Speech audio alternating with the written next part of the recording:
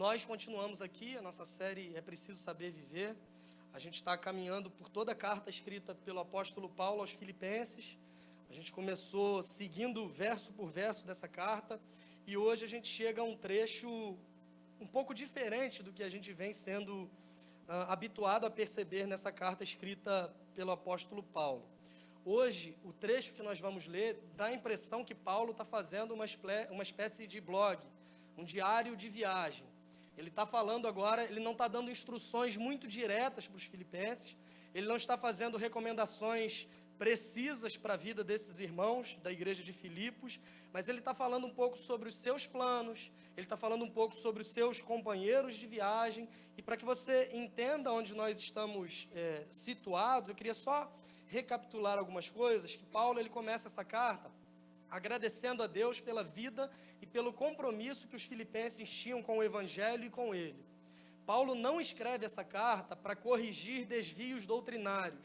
Não é uma igreja que está sofrendo de forma direta com pessoas trazendo falsas mensagens ou anunciando um falso evangelho para aquela igreja. Paulo está falando de uma igreja fiel a Deus, Paulo está falando de uma igreja temente a Deus, Paulo está escrevendo para uma igreja que ele tinha muito apreço por ela.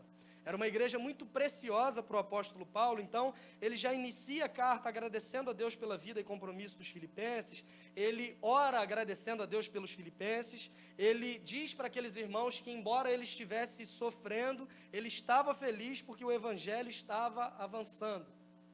Paulo escreve essa carta de uma prisão em Roma.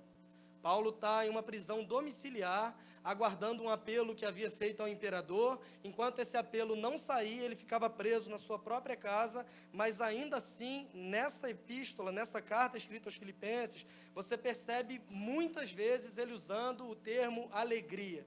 Alguns chamam, inclusive, essa carta de carta da alegria. Você vai ver Paulo encorajando esses irmãos a estarem alegres a despeito de quaisquer circunstâncias que eles estivessem atravessando. Paulo diz para eles que eles deveriam andar unidos, tendo o mesmo modo de pensar, demonstrando humildade, não fazendo as coisas com queixas ou discussões. E Paulo faz um negócio muito interessante no capítulo 2 mesmo de Filipenses, que ele apresenta o modelo de Jesus.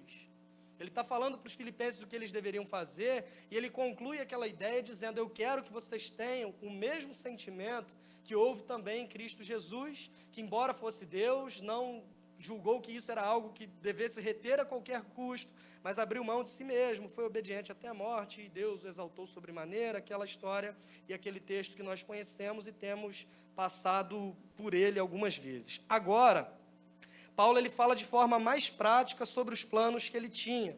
E ele começa a falar dos seus amigos, companheiros e as características desses homens que mostram para nós a possibilidade de nós experimentarmos tudo isso que ele já havia falado com os filipenses.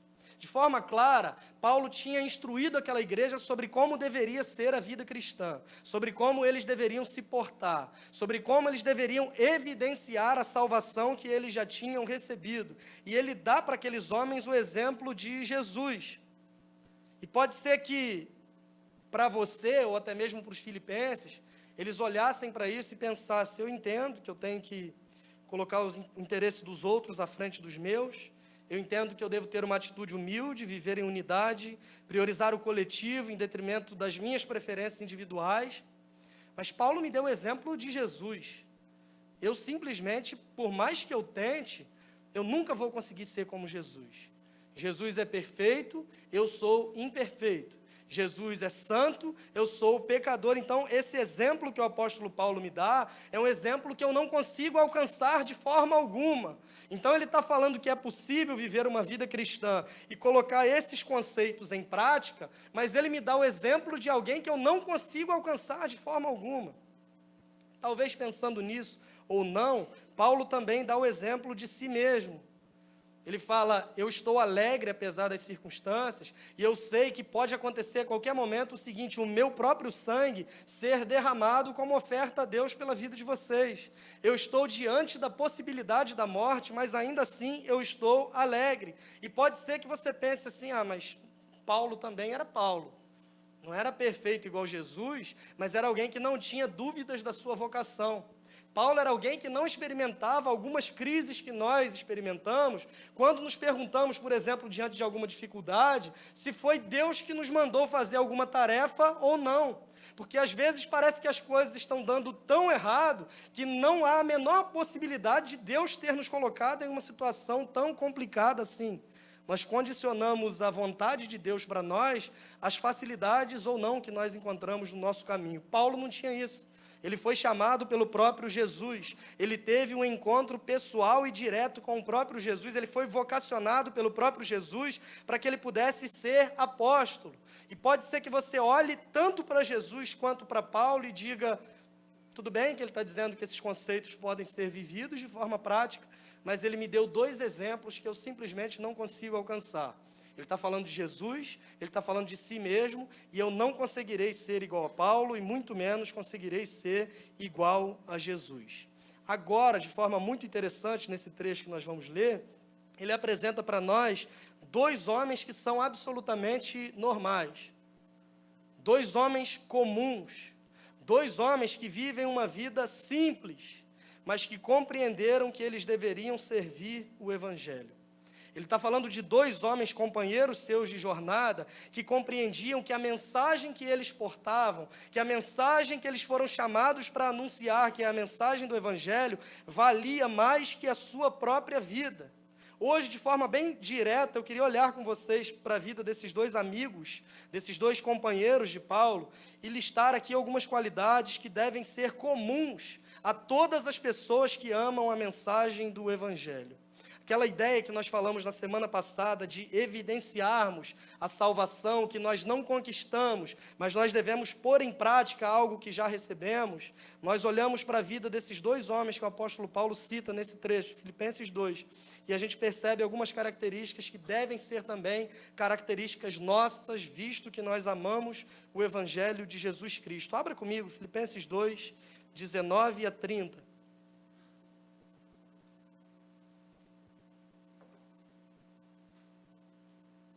Muito feliz hoje também de ver alguns irmãos que estão sumidos por algumas razões, se mudaram daqui. A gente está com Ricardo e Manuela, membros dessa igreja, mas que estão morando longe, por isso andam sumidos. O Paulo também, que mora no Jardim Vitória, apareceu hoje. A gente está feliz em vê-lo. É porque eu falei Paulo, lembrei de você, desculpa. Depois a gente corta na hora do vídeo. Filipenses capítulo 2... versos 19 a 30, Paulo está dizendo para eles o seguinte: espero no Senhor Jesus enviar-lhes Timóteo o mais breve possível, a fim de que eu me sinta animado também ao receber notícias de vocês, porque não tenho ninguém com esse mesmo sentimento e que se preocupe tão sinceramente por vocês. Todos os outros buscam os seus próprios interesses e não os de Jesus Cristo. Quanto a Timóteo, vocês conhecem o seu caráter provado, pois serviu ao Evangelho junto comigo como um filho trabalha ao lado do pai. Portanto, este é quem espero enviar, tão logo eu saiba como vai ficar a minha situação. Mas confio no Senhor que também eu mesmo em breve irei até aí.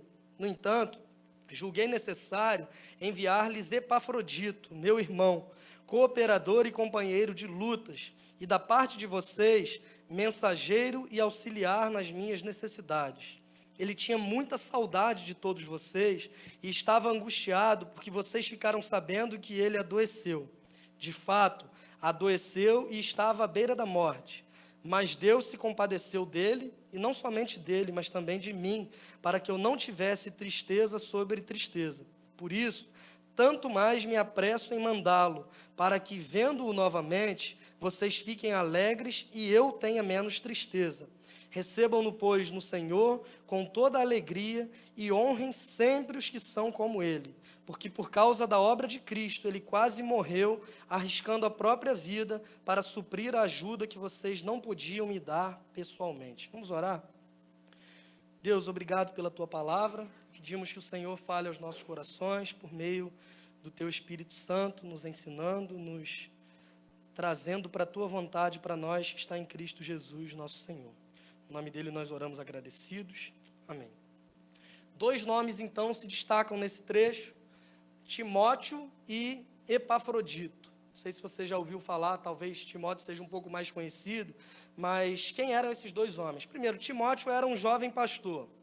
Timóteo era um filho na fé do apóstolo Paulo, tanto que nesse texto, Paulo vai dizer que uma das características desse jovem, desse Timóteo, é que ele trabalhou junto com o apóstolo Paulo no Evangelho como um filho que trabalha ao lado do pai. Timóteo também é fundamental que a gente se lembre que ele está ao lado de Paulo na ocasião da escrita dessa carta. Isso você percebe facilmente no capítulo 1, no verso 1 da carta de Filipenses, quando ele faz o prefácio e a saudação da carta, dizendo: Paulo e Timóteo, servos de Cristo Jesus, a todos os santos em Cristo Jesus, inclusive bispos e diáconos que vivem em Filipos. Um jovem, alguém que trabalhava ao lado do apóstolo Paulo, alguém que era uma espécie de filho na fé do apóstolo Paulo, que era já um apóstolo experiente, alguém que trazia Timóteo consigo e que ensinava o evangelho, ensinava algumas práticas para esse jovem. É fundamental nós lembrarmos também que isso é destacado na carta que Paulo escreve para Timóteo. Esse jovem, ele aprendeu o evangelho em casa com a sua mãe e a sua avó. Timóteo era um companheiro de jornada do apóstolo Paulo e alguém que tem muito a nos ensinar por meio de algumas atitudes que são destacadas nesse texto, assim como esse outro personagem que aparece aqui, que é Epafrodito. Belo nome para você pensar em colocar aí no seu filho ou em algum filho do seu inimigo, qualquer coisa que você pensar assim. Quem era Epafrodito? Epafrodito era alguém da cidade de Filipos. Ele está com o apóstolo Paulo em Roma, mas ele era pertencente a essa igreja de Filipos. Lembram que essa igreja é a primeira igreja plantada na Europa. Essa igreja está narrada, o começo da história dela, em Atos 16, quando Lídia se converte, quando uma jovem possessa se converte, quando um carcereiro se converte, e essa igreja começa a se desenvolver, tomar forma, e algumas pessoas passam a fazer parte dessa igreja. Dentre essas pessoas estava esse homem chamado Epafrodito. Por que ele estava junto com o apóstolo Paulo? Porque a igreja de Filipos levantou uma oferta financeira para cobrir algumas necessidades que o apóstolo Paulo tinha. Ele estava preso, ele não podia trabalhar, ele não tinha muita assistência do sistema, então, por conta disso, ele dependia da ajuda financeira de outros irmãos. Você percebe o carinho e o amor com que Paulo trata os irmãos de Filipos, e você começa a entender algumas coisas, porque era uma igreja que demonstrava uma real e genuína preocupação com ele. Paulo havia plantado essa igreja.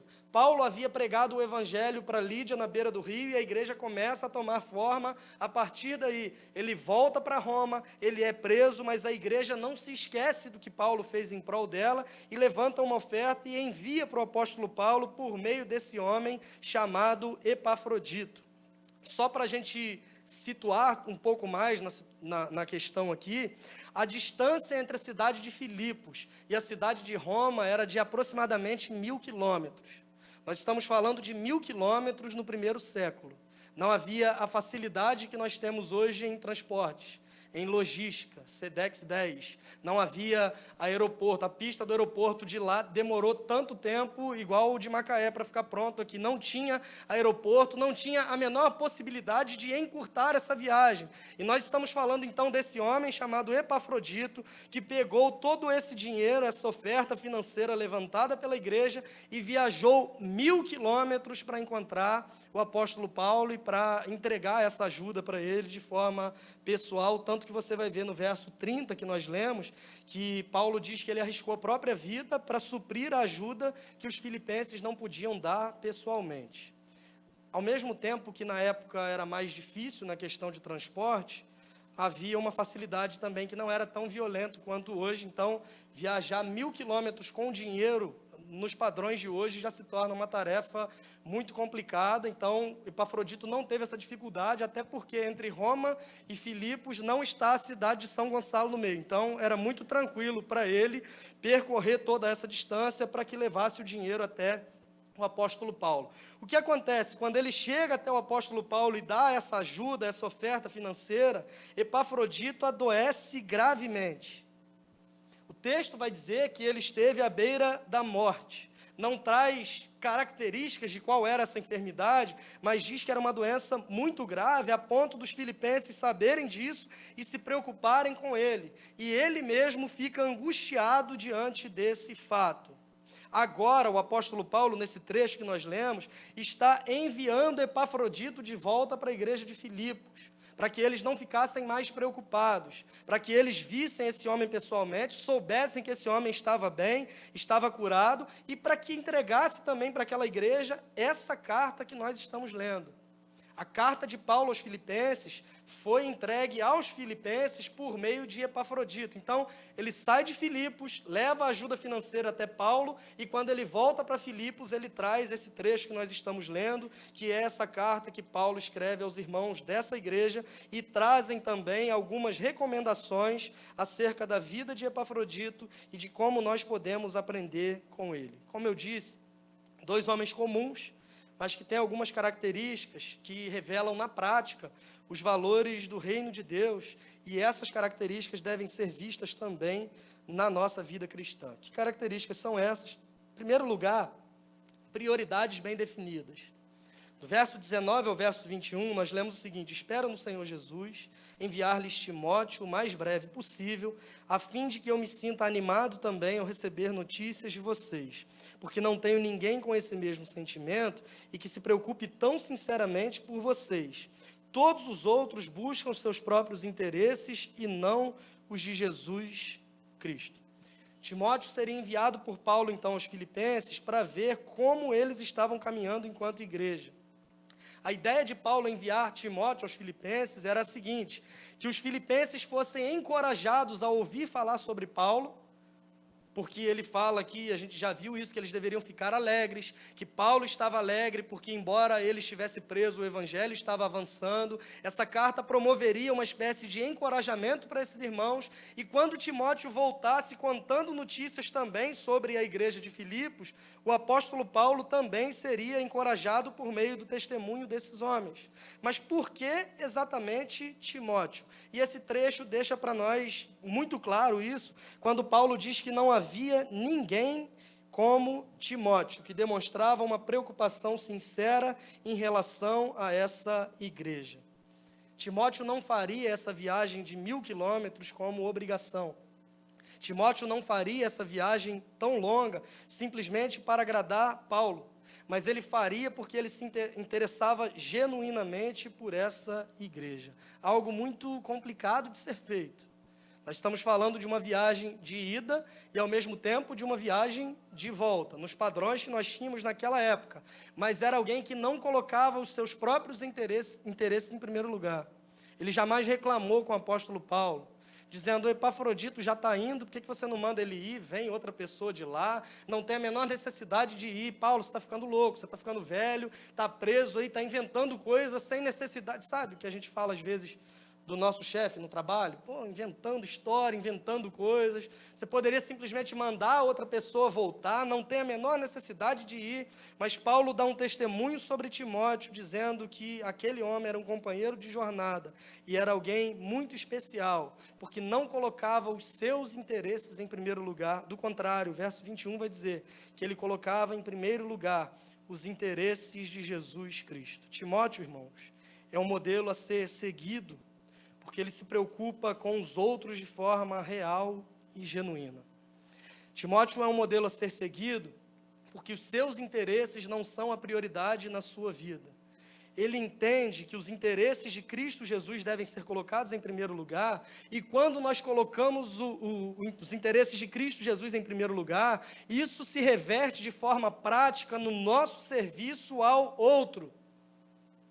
A prioridade de Timóteo era bem definida no sentido de que ele compreendia que o Evangelho de Jesus Cristo, o interesse do reino de Deus, era algo que deveria estar em primeiro lugar. Como consequência disso, ele serviria aos outros, porque quando eu sirvo a Deus, é quando eu estou servindo aos outros, estou servindo ao próximo. Tanto que o apóstolo Paulo vai dizer que ele tinha um interesse genuíno por aquela igreja, e que isso era consequência do que está no verso 21, que ele colocava os interesses de Cristo Jesus em primeiro lugar. Que lição para nós! Prioridades bem definidas. Às vezes nós somos bons em definir as nossas prioridades, mas nós não colocamos as mesmas nas devidas posições em que devem estar. Colocamos normalmente em primeiro lugar os nossos interesses. Aliás, a nossa relação com Deus às vezes tem sido utilitarista, a ponto de pedirmos para Deus simplesmente para satisfazer aquilo que nós mesmos queremos, como se nós fôssemos deuses e donos da nossa própria existência. Timóteo compreendia a ordem perfeita de todas essas coisas. Colocar o amor a Deus em primeiro lugar, isso se reverte de forma prática no amor e no serviço ao próximo. E talvez, por último, se sobrar tempo, se sobrar espaço, alguns dos nossos próprios interesses também podem ser levados em consideração. Timóteo entendia que nós servimos a Deus enquanto nós servimos o próximo, mas não é o próximo e muito menos eu que determinamos o curso da nossa própria vida. Só é possível servir ao outro de forma plena. Só é possível servir o outro de forma que ele necessita ser servido. Só é possível servir ao outro de forma que glorifique a Deus, se esse serviço ao outro é consequência do amor que eu tenho a Deus. Caso contrário, esse serviço se torna um fim em si mesmo. Caso contrário, esse serviço se torna, muito provavelmente, um ídolo. Semana passada nós falamos, olhando para o texto de Filipenses 2, que a fé verdadeira, ela necessariamente produz serviço. A adoração verdadeira necessariamente te leva ao serviço, e não um serviço de qualquer jeito, mas um serviço que é feito com alegria. Se lembram que nós falamos que não é importante simplesmente o que se faz, mas também como se faz. A fé verdadeira produz serviço ao outro, na direção do outro. Mas esse serviço deve necessariamente ser consequência do amor que nós temos a Deus. Quem coloca o serviço como um fim em si mesmo, vive fazendo comparações. Eu faço isso, o outro faz aquilo. Eu queria fazer algo que tivesse mais relevância ou que eu pudesse aparecer mais. Quem coloca o serviço como um fim em si mesmo, vive exigindo reconhecimento pelo que faz. Ninguém nunca reconhece o que eu faço. Ninguém nunca me elogia, estou cansado só de ouvir críticas. Ninguém nunca fala bem de mim, das coisas que eu tenho procurado fazer. Eu tento acertar, mas aí ninguém fala nada quando eu acerto, quando eu erro. Vem muitos com um monte de pedras na minha direção e procuram sempre reconhecimento porque o serviço que ele faz se tornou um fim em si mesmo e, como consequência disso, um ídolo. Gente que coloca o serviço como um fim em si mesmo é gente que vive na cultura da competitividade, de querer fazer mais, porque acha que a sua identidade está pautada naquilo que você faz e não naquilo que você é, um filho amado de Deus, independente do que você faça. Gente que coloca o serviço em primeiro lugar, como prioridade, o serviço se torna um fim em si mesmo, é gente que vive promovendo discussões e queixas, o que o apóstolo Paulo condena quando escreve para essa igreja de Filipos. Por isso que ele dá o exemplo prático para esses irmãos de Timóteo. Ele está falando de alguém que ama essa igreja de verdade. Ele está falando de alguém que coloca os interesses da igreja à frente dos seus próprios interesses. Ele está falando de alguém que se coloca à disposição de uma igreja que ama, mas acima de tudo, acima do amor que ele tem pela igreja e pelo outro, Timóteo ama a Deus em primeiro lugar e coloca em primeiro lugar os interesses de Jesus Cristo. O testemunho que Paulo dá de Timóteo, dizendo que esse homem não tem os seus próprios interesses como prioridade, mas ele serve aos outros como consequência do amor que ele tem a Deus. O mesmo pode ser visto na vida de Epafrodito. Nos versos 27 e 28, a gente percebe que esse homem esteve à beira da morte. Aliás, antes disso, nos versos 25 e 26, nós lemos sobre essa viagem que ele faz a fim de prestar essa assistência, levar essa ajuda financeira que Paulo necessitava. Epafrodito foi alguém que não tinha também os seus próprios interesses como foco. Olha o que diz no verso 26. Ele tinha muita saudade de todos vocês e estava angustiado porque vocês ficaram sabendo que ele adoeceu. O homem está doente, o homem está à beira da morte, um homem que tinha ido fazer um serviço para a igreja, pegou uma doença e ficou gravemente ferido, à beira da morte, e a angústia, a razão da angústia desse homem não é pela doença em si, mas é a preocupação que ele tem com os filipenses. O texto vai dizer que ele ficou angustiado porque os filipenses souberam o que tinha acontecido com ele. A preocupação de Epafrodito não era, em primeiro lugar, a doença em si, não era a possibilidade da cura ou não, não era a sua própria vida e a sua própria vontade, mas era a preocupação com o outro, com a forma como a igreja reagiria diante de notícias tão complicadas, e tudo isso como consequência também do amor que ele tinha a Deus. A causa que esse homem defendia, conforme o verso 30 nos relata, é a causa da obra de Cristo. Prioridades bem definidas. Amamos a Deus, porque amamos a Deus, nós servimos ao outro. O serviço ao outro é uma coisa boa, uma coisa excelente, mas se nós não tomarmos cuidado com a ordem das prioridades, isso pode também se tornar um ídolo, conforme a gente vem falando nessa série. O nosso coração é uma fábrica de ídolos. O nosso coração tem a terrível capacidade de transformar coisas boas em coisas ruins por causa desse pecado que é a idolatria. Que assim como Timóteo e Epafrodito, tenhamos as nossas prioridades bem definidas. Primeiro, Deus. Segundo, o outro. Se você inverte essa ordem, você tem uma disfunção complicada aqui. E o grande problema é que tem gente que ainda desconsidera Deus e o outro e coloca os seus próprios interesses em primeiro e em único lugar, usando o outro e usando Deus para alcançar aquilo que tanto se quer. Timóteo e Epafrodito não. Tanto que Paulo vai falar sobre uma segunda característica deles, que é, eles eram homens de caráter provado. Versos 22 a 24. Quanto a Timóteo, vocês conhecem o seu caráter provado, pois serviu ao Evangelho junto comigo como um filho trabalha ao lado do pai. Portanto, este é quem espero enviar, tão logo eu saiba como vai ficar a minha situação, mas confio no Senhor que também eu mesmo em breve irei até aí. Paulo tinha confiança, apesar da incerteza. Ele diz, eu confio no Senhor que eu mesmo em breve irei até vocês. Paulo achava que, em certo sentido, ele ficaria livre da prisão e que ele iria encontrar os filipenses. Mas ele deixa claro para essa igreja que assim que ele soubesse como ficaria a sua situação, assim que ele tivesse uma resposta definitiva, se ele seria martirizado, se ele seria liberto, se ele pegaria alguns anos de cadeia, ou até mesmo se o Gilmar Mendes iria soltá-lo naquela situação tão complicada que ele enfrentava, ir para casa com tornozeleira eletrônica, enfim. O apóstolo Paulo fala para aquela igreja, assim que eu souber qual vai ser a minha situação definitiva, eu vou enviar para vocês esse homem que tem o caráter provado e que vocês já o conhecem. Caráter provado, irmãos, fala de constância e perseverança. A nossa geração é atraída por coisas extraordinárias. Somos apresentados cada dia mais a desafios inalcançáveis, metas inatingíveis. E grande parte da vida cristã não é feita de grandes momentos, mas grande parte da vida cristã se desenvolve na simplicidade e na vida comum. É o que o Novo Testamento apresenta inúmeras vezes, a questão do uns aos outros. Amem uns aos outros, perdoem uns aos outros, suportem uns aos outros, e nós vamos adquirindo conhecimento e maturidade na vida cristã, na medida que essas coisas vão se desenvolvendo no nosso cotidiano. Mas o que nos atrai são os grandes movimentos, a próxima grande onda, o próximo grande evento. Você passa 15 anos da sua vida destruindo com o seu relacionamento familiar. Mas tem um encontro de casais que, se você passar 2 dias, você vai voltar uma nova pessoa e a sua família vai ser restaurada.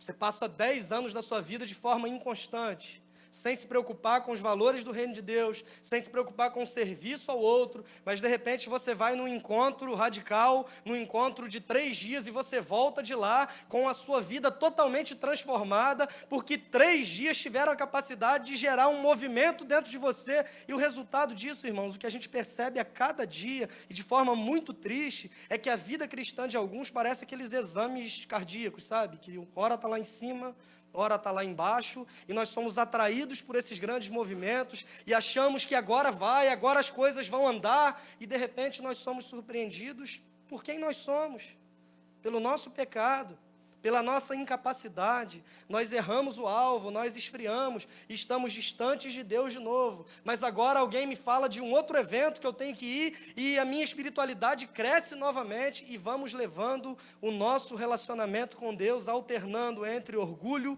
e desespero.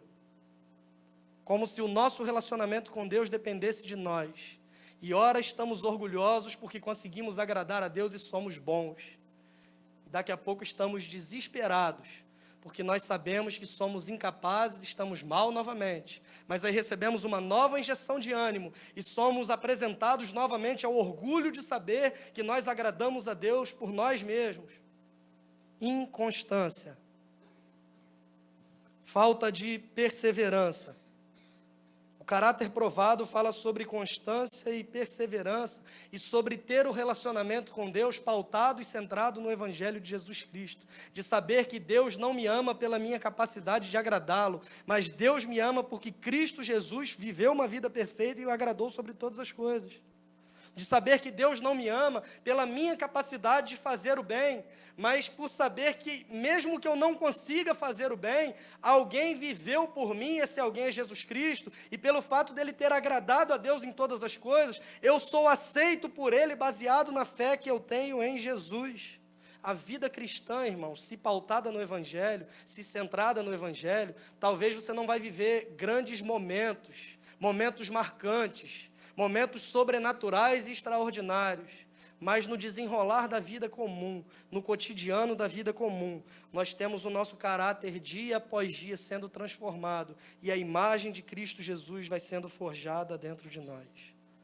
Timóteo torna-se um grande líder na igreja, alguém notável, mas foi alguém que aprendeu sobre o Evangelho de forma muito comum, em casa, com a sua família.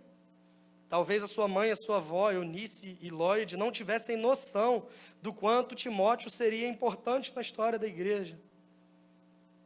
Mas elas fizeram aquilo que deveriam fazer, ensinar o Evangelho para uma criança.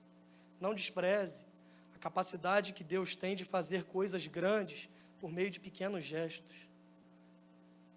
Às vezes a gente fica esperando grandes movimentos, enquanto Deus quer nos ensinar na simplicidade de uma vida em comunidade. Essa semana eu vi uma frase que eu não lembro do autor, mas a frase é a seguinte: o problema é que a grande maioria de nós está disposta a fazer coisas grandes para Deus, mas poucos estão dispostos a fazer coisas pequenas. Não necessariamente Deus te chamou para fazer coisas grandes. A grandeza não está nas tuas atitudes, mas a grandeza está em um Deus que usa as tuas pequenas atitudes para a glória do seu próprio nome. O caráter de Cristo em nós é forjado no dia a dia, na vida simples e comum de uma comunidade cristã. Paulo diz que Timóteo havia servido ao Evangelho junto com ele. Timóteo não era um servo de Paulo, mas um companheiro na missão de anunciar o Evangelho. Um homem constante, um homem firme, um homem perseverante, que por conta disso recebe esse testemunho do apóstolo Paulo, dizendo que o caráter dele é provado, e ele é alguém bem recomendado pelo apóstolo para a igreja de Filipos, porque caráter, irmãos, não se forja em grandes momentos, caráter se forja na simplicidade da vida comum e do cotidiano. Até mesmo os problemas que a vida nos impõe são ferramentas que Deus usa para que sejamos dia após dia transformados. Olha a história de Epafrodito novamente. Ele estava servindo a Deus e a igreja, e agora ele é acometido por uma doença grave. Ele não desiste, ele não reclama, ele não diz assim: eu estou fazendo tudo o que é certo, o que Deus me mandou fazer, e olha o que eu recebo em troca. Olha como Deus me paga pelo esforço que eu estou fazendo. Percebem essa dinâmica de achar que eu me relaciono com Deus baseado no que eu posso fazer? Aquele homem não. Aquele homem tinha um caráter forjado pelo Evangelho. Ele não desiste, ele não reclama, muito pelo contrário. Mesmo nessa situação terrível em que enfrentou, mesmo nessa situação complicada em que ele estava, ele coloca os interesses do outro antes dos seus próprios interesses, como consequência do amor que ele tinha a Deus. A vida de Epafrodito, irmãos, nos ensina também que servir a Deus não nos isenta de forma alguma do sofrimento. Se você pensa que servir a Deus é garantia de que tudo vai correr bem com tua família, com tuas finanças, com a tua vida de modo geral, é provável que você esteja baseando a sua vida em conto de fadas e não na palavra de Deus. Paulo está preso, Timóteo está sofrendo junto com ele, Epafrodito esteve à beira da morte, mas ainda assim esses homens encorajavam essa igreja a estarem alegres, porque eles compreendiam que o mais importante não era o seu bem-estar, não era a sua própria vida, mas era que a mensagem do Evangelho continuasse avançando nessa igreja e por meio dessa igreja chegasse a outros lugares. Prioridades bem definidas e caráter provado. Por último, o serviço a Deus envolve riscos, mas há um Deus que cuida de nós. Verso 30. Porque por causa da obra de Cristo, Ele quase morreu, arriscando a própria vida para suprir a ajuda que vocês não podiam me dar pessoalmente. Epafrodito arriscou a sua própria vida para cumprir o que lhe estava proposto. Timóteo abre mão de muitas possibilidades na sua vida, de futuro. Ele era um jovem inteligente, culto, com boas oportunidades pela frente, mas ele compreendeu que, a despeito de qualquer coisa e possibilidade que ele tivesse para o futuro, ele foi chamado por Deus para ser um servo da mensagem do Evangelho. Vivia uma época de perseguição física, vivia uma época em que algumas igrejas fortes heresias estavam tentando contaminar a pura mensagem do Evangelho, mas eles compreendiam que servir o Evangelho era a tarefa que estava designada para eles. E isso envolve riscos. Há um risco pessoal em viajar pregando o Evangelho. Há um risco familiar quando se sai de casa para servir a Deus, confiando que Ele cuidará da tua família. Há um risco financeiro quando você coloca os teus recursos ao serviço da obra de Deus, mas o serviço a Deus necessariamente envolve todos esses riscos. Porque Deus, Ele não te chama para dar o tempo, o talento e o recurso daquilo que te sobra, mas Ele te convida a entregar a Ele aquilo que você tem de melhor, porque esses riscos, na verdade, nos fazem confiar cada vez mais nele. O grande problema é que a nossa confiança tem se pautado na nossa estabilidade, na nossa capacidade, na nossa inteligência emocional. E um dia isso tudo pode ruir, tudo pode ir por água abaixo de uma hora para outra, e agora o que nos sobra? Por isso que Paulo, quando fala de caráter provado, ele está falando de gente que tem a vida fundamentada em uma mensagem que é maior do que qualquer circunstância que pode nos aparecer. A razão pela qual Paulo se alegrava, mesmo diante da prisão, da possibilidade da morte, é que ele entendia que o seu propósito nessa vida não era ser feliz, que o seu propósito nessa vida não era o seu bem-estar, mas era fazer Cristo conhecido entre as nações. Então, não importa o que ele estivesse enfrentando, se o Evangelho estivesse avançando, a sua vida estava valendo a pena. Ele compreendia as prioridades de forma bem definida na sua vida, assim como Timóteo, assim como Epafrodito, a certeza de saber que coisas ruins podem acontecer, coisas ruins vão acontecer, mas a vida valerá a pena, porque ela será um instrumento de Deus para que o Evangelho avance. Nessa carta aos Filipenses, por meio da vida de Paulo, Timóteo, Epafrodito, a gente percebe o tempo todo, irmãos, que a mensagem do Evangelho é maior do que a nossa própria vida. A mensagem do Evangelho é maior que os nossos interesses. Eles abriram mão de possibilidades, eles arriscaram a vida pelo bem do Evangelho, mas nós podemos ter a certeza que há um Deus também que cuida de nós. Paulo diz que Deus teve misericórdia de Epafrodito e se compadeceu não só de Epafrodito, mas também dele, e curou aquele homem para que Paulo não tivesse tristeza sobre tristeza. É a certeza de saber que Deus cuida de nós e que nos faz descansar e nos faz experimentar a alegria em qualquer circunstância que nós estivermos enfrentando. O livro do profeta Abacuque começa com um homem desesperado, pedindo socorro para Deus, porque ele só via violência, injustiça e destruição. No capítulo seguinte, Deus responde dizendo que as coisas iriam piorar, que os babilônios viriam, que o povo de Israel seria levado ao cativeiro novamente. E no capítulo 3, esse homem que estava desesperado e ouviu que as coisas iriam piorar, ele faz uma oração dizendo: ainda que a figueira não floresça, não haja frutos na videira, o produto da oliveira minta. Enfim, ainda que nada dê certo na minha vida, ainda assim eu me alegrarei no Senhor e exultarei no Deus da minha salvação. as circunstâncias não melhoraram. Pelo contrário, elas mudaram para pior. Mas aquele homem passa a compreender que a razão central da sua alegria não era as circunstâncias, mas era ter uma vida centrada em quem Deus é. Caráter provado e prioridades bem definidas e certeza de que Deus cuida de nós, independente das circunstâncias que estivermos enfrentando. Enquanto Timóteo é um exemplo de servo altruísta, alguém que coloca os interesses do outro em primeiro lugar, Epafrodito é um exemplo de um servo sofredor. Botafoguense. Um altruísta, o outro sofredor. Dois homens de Deus com características interessantes e que somos ensinados por meio da vida deles. Mas dois homens imperfeitos.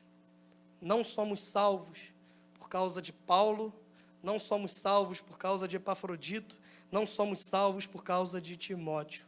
Se nós encerramos essa pregação aqui, você vai sair daqui achando que tem que ser como Timóteo, Epafrodito e Paulo.